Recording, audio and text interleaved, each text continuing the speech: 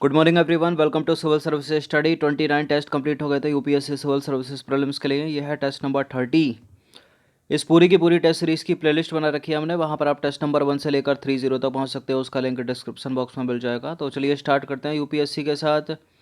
66 BPSC, जिसका 27 दिसंबर 2020 को exam है, और यूपी पीसीएस 2021 के लिए भी टेस्ट सीरीज चल रही है। इन तीनों का लाभ उठाते रहिएगा। तो क्वेश्चन नंबर 1 पर आ जाइए। मालाबार अभ्यास 2020 से रिलेटेड कुछ स्टेटमेंट है, यहाँ पर बताना कि इनमें से कौन सा करेक्ट है। देखिए, मालाबार अभ्यास 2020 के दूसरे चरण का आयोजन उत्तरी अरब सागर में, कहाँ? उत्तरी अरब सागर में 17 से 20 नवंबर 2020 तक आयोजित किया जा रहा है। मालाबार नौसैनिक अभ्यास भारत, अमेरिका और रूस की नौसेनाओं के बीच वार्षिक रूप से आयोजित किया जाने वाला एक त्रिपक्षीय सैन्य अभ्यास है क्या? पहली बात तो ये भारत का है, अमेरिका का है और जापान का है, रूस इसमें है नहीं, तो कटेगा पूरा का पूरा स्टेटमेंट दूसरा वाला। पहला वाला सही है। अभी 2020 में इसके 2 चरण हुए। पहला चरण भी नवंबर में हुआ, वो हुआ बंगाल की खाड़ी में, और ये दूसरा वाला हुआ है 17 से 20। वो शुरुआती में तो आता 3 नवंबर से होता है, 17 नवंबर से दूसरा चरण है। यह है उत्तरी अरब सागर में, वो हुआ था बंगाल की खाड़ी में। तो करेक्ट है पहला वाला स्टेटमेंट, दूसरा गलत है। इसका आंसर हो जाएगा केवल एक। तो कथन 2 गलत है, उत्तर है ए। देखिए, मालाबार अभ्यास 2020 का दूसरा चरण उत्तरी अरब सागर में 17 से 20 नवंबर 2020 तक आयोजित किया जा रहा है। मालाबार अभ्यास 2020 के पहले चरण का आयोजन 3 से 6 नवंबर 2020 तक बंगाल की खाड़ी में किया गया। ठीक है, तो 2 चरणों में संपन्न हुआ ये। एक चरण बंगाल की खाड़ी में, पहला वाला चरण बंगाल की खाड़ी में 3 से 6 नवंबर। दूसरा वाला चरण इसका 17 से 20 नवंबर में चल रहा है अभी, उत्तरी अरब सागर में। मालाबार अभ्यास 2020 का ये 24वां संस्करण है। 2020 में ये जो हुआ है ना, ये 24वां संस्करण है।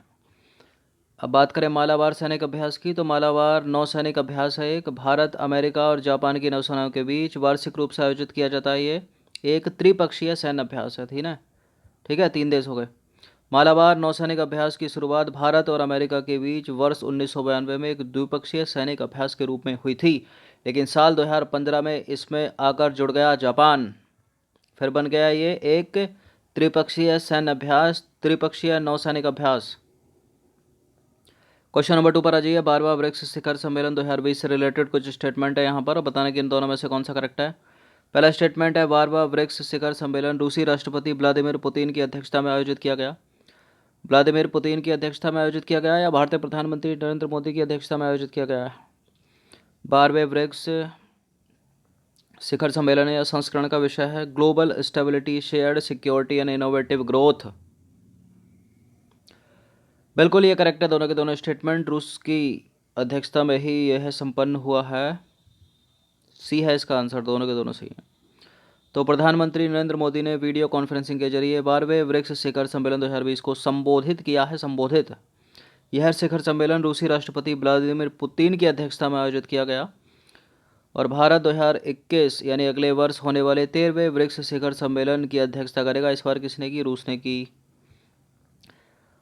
2021 में अगर भारत कर लेगा तो यह तीसरी बार होगा जब भारत इसमें शामिल होने के बाद से ब्रिक्स अध्यक्ष का पद संभालेगा। इससे पहले भारत 2012 और 2016 में अध्यक्ष बना था ब्रिक्स का।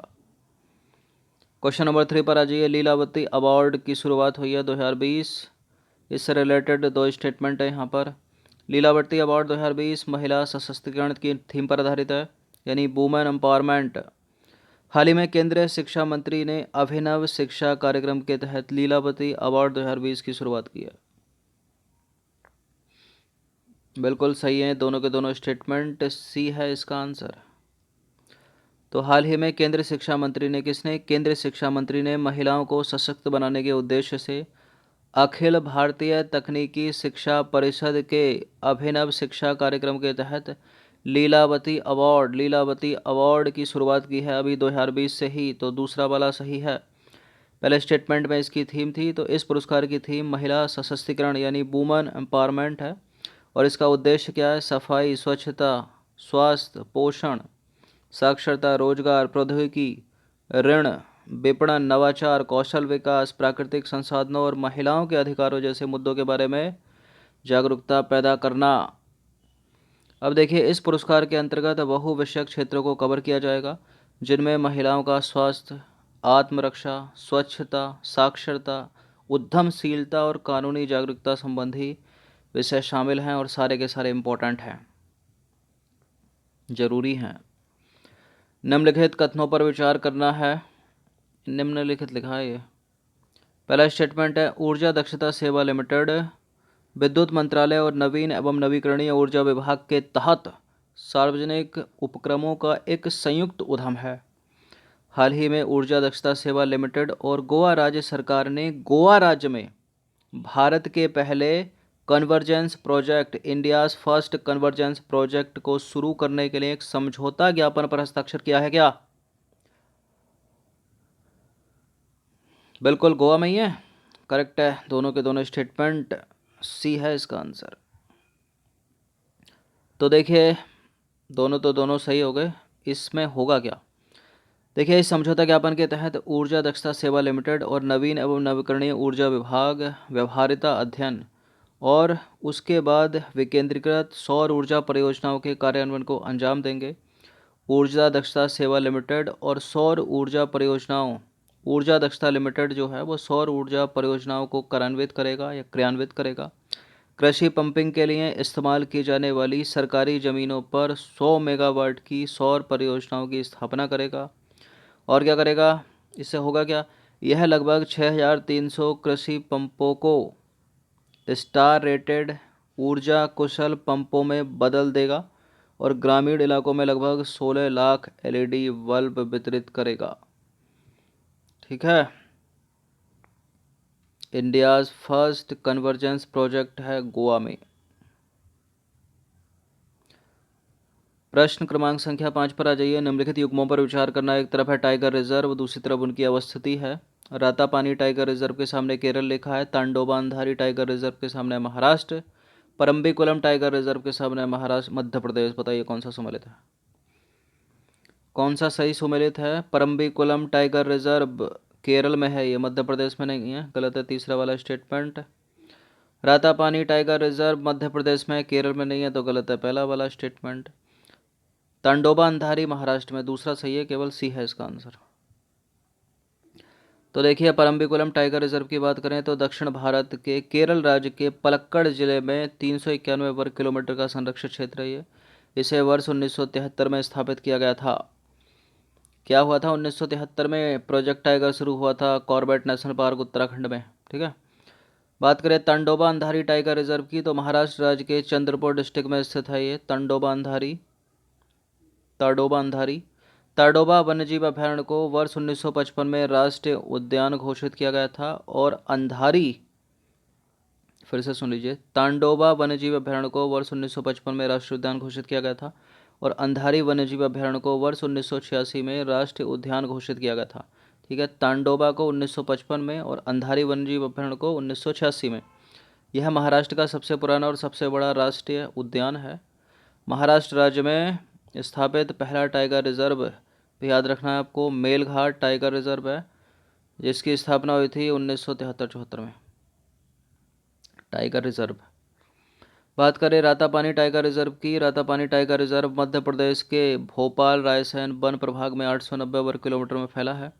रायसेन, सीहोर और भोपाल जिलों का लगभग 3500 वर्ग किलोमीटर का क्षेत्र इसी अभयारण्य के लिए आरक्षित किया गया है। ठीक है, रातापानी के लिए। क्वेश्चन नंबर 6 पर आ जाइए। काकापो तोता, जिसे नाइट पैरट या उल्लू तोता के रूप में भी जाना जाता है, और इम्पोर्टेंट है कि ये न्यूजीलैंड का एक ना उड़ सकने वाला रात्रिचर तोता है, जिसकी वर्तमान संख्या कुल 147 ही रह गई है। इसे IUCN की रेड लिस्ट में किस श्रेणी में संदर्भित किया गया है? उल्लू की तरह देखिए लग रहा है इसका मुंह। उल्लू तोता, रात्रिचर तोता, उड़ नहीं सकता, ये न्यूजीलैंड का है। और अभी एक प्रतियोगिता हुई है, वर्ल्ड पक्षी प्रतियोगिता, उसमें ये प्रथम स्थान मिला है इसको। तो ये क्रिटिकली इंडेंजर्ड है, मतलब गंभीर रूप से संकटग्रस्त है, विलुप्त तो हो नहीं सकता, 147 बचे हैं। तो देखिए काकापो तोता या नाइट पैरट या उल्लू तोता न्यूजीलैंड का एक रात्रिचर ना उड़ पाने वाला तोता है, ना उड़ पाने वाला। वर्तमान में इनकी कुल संख्या 147 ही रह गई है। गंभीर रूप से संकटग्रस्त है, क्रिटिकली इंडेंजर्ड है। इस तोते ने अभूतपूर्व रूप से दूसरी बार New Zealand bird of the year 2020 प्रतियोगिता जो है जीती है। इसे IUCN की रेड लिस्ट में गंभीर रूप से संकटग्रस्त यानी क्रिटिकली इंडेंजर्ड श्रेणी में रखा गया है तथा साइट्स में परिशिष्ट वन में इसको सूचीबद्ध किया गया है। ठीक है, क्या जीता है इसने? New Zealand bird of the year 2020 प्रतियोगिता। वर्ड मतलब पक्षी, नाइट पैरट या उल्लू तोता के नाम से जाना जाता है। कुल 147 बचे हैं, क्रिटिकली इंडेंजर्ड है। अक्सर समाचारों में रहने वाली न्यू स्टार्ट संधि विश्व के किन दो देशों से संबंधित है? न्यू स्टार्ट संधि चीन से नहीं है, तो चीन एलिमिनेट कर दो जहाँ जहाँ है। विश्व बैंक के कौन से वो दो देश हैं? वो हैं संयुक्त राज्य अमेरिका और रूस। ए है इसका आंसर। तो देखिए, नई सामरिक शस्त्र न्यूनीकरण संधि या new strategic arms reduction treaty या शॉर्ट में बोलते हैं इसको न्यू स्टार्ट, संयुक्त राज्य अमेरिका और रूस के बीच सामरिक हथियारों में कमी लाने और उन्हें सीमित करने संबंधी एक संधि है। यह संधि 5 फरवरी 2011 को लागू हुई थी। ठीक है, निम्नलिखित कथनों पर विचार करना। दो स्टेटमेंट है यहाँ पर, बताना कि इनमें से कौन सा करेक्ट है। पहला स्टेटमेंट है, अगस्त 2020 में केंद्रीय स्वास्थ्य एवं परिवार कल्याण मंत्रालय के तहत राष्ट्रीय कृमि निवारण दिवस की शुरुआत की गई थी। एल्बेंडाजोल एक टैबलेट है, उसका उपयोग क्या बच्चों एवं किशोरों में आंतों के कीड़ों को मारने के लिए किया जाता है? याद आ रहा है कुछ? ऐसा तो नहीं है एल्बेंडाजोल खा के कहीं ये कृषि में गेहूं और धान को जो पेस्ट लगता है उसको मारने के लिए पेस्टिसाइड तो नहीं है? नहीं, ये सही है। बच्चों एवं किशोरों में आंतों के कीड़े मारने के लिए इस्तेमाल किया जाता है इसका। अगस्त 2020 तो अभी की बात हो गई, बहुत इतना नहीं है, 5 साल हो गए इसको, 2015 में। गलत है पहला स्टेटमेंट, दूसरा सही है। तो केंद्रीय स्वास्थ्य एवं परिवार कल्याण मंत्रालय के राष्ट्रीय कृमि निवारण दिवस को वर्ष 2015 में शुरू किया गया था। ठीक है, ना कि 2020 में। तो गलत है पहला वाला स्टेटमेंट। यह कार्यक्रम स्कूलों एवं आंगनबाड़ी संस्थाओं के जरिए द्विवर्षीय एकल दिवस कार्यक्रम के रूप में मनाया जाता है। विश्व स्वास्थ्य संगठन वर्ल्ड हेल्थ ऑर्गेनाइजेशन द्वारा अनुमोदित एल्बेंडाजोल टैबलेट का उपयोग विश्व स्तर पर मास ड्रग एडमिनिस्ट्रेशन MDA कार्यक्रमों के हिस्से के रूप में बच्चों एवं किशोरों में आंतों के कीड़ों के इलाज के लिए किया जाता है। तो 2015 का दिवस है, 2020 का नहीं है। क्वेश्चन नंबर 9 पर आ जाइए। पैसिफिक ओशियन यानी प्रशांत महासागर के तट पर अवस्थित है पेरू। पेरू की सीमा निम्नलिखित में से किन देशों से मिलती है? पेरू यहाँ पर है। पेरू इसके नीचे अब लंबा सा नीचे तक फैला हुआ है चिली। तो पेरू के ऊपर पूरब में तो ब्राज़ील फैला है यहाँ पर, तो ब्राज़ील तो है ही है। इक्वाडोर भी है, कोलंबिया, बोलिविया, सारे तो सारे डी हो जाएगा इसका आंसर। तो देखिए, पेरू प्रशांत महासागर के तट पर अवस्थित है तथा 5 देशों के साथ सीमा रेखा बनाता है। ये जो है उत्तर दिशा में इक्वाडोर और कोलंबिया मिलेगा, पूरब में ब्राज़ील मिलेगा, दक्षिण में बोलिविया मिलेगा, दक्षिण पूरब में बोलिविया मिलेगा, दक्षिण पूरब यानी यहाँ बोलिविया मिलेगा और यहाँ दक्षिण में मिलेगा इसका चिली। देखिए, पेरू जो है दक्षिण अमेरिका का तीसरा सबसे बड़ा देश है क्षेत्रफल की दृष्टि से। पेरू जो है एंग्लोबीज नामक मछली का सर्वाधिक उत्पादन करता है। कौन सी मछली? एंग्लोबीज। अमेजन नदी का जो उद्गम है एंडीज पर्वत, वो पेरू से ही होता है। ठीक है, तो ये है पेरू।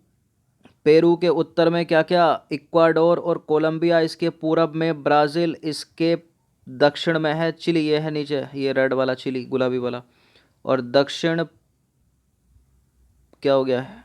दक्षिण पूरब हो गया ना ये, तो दक्षिण पूरब में बोलिविया है।